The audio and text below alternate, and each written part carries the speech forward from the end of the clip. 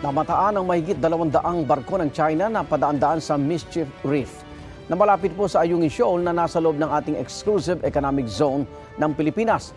Ayon sa Philippine Navy, sa bilang na yan, nasa 25 Chinese warship ang nagbabantay sa buong West Philippine Sea.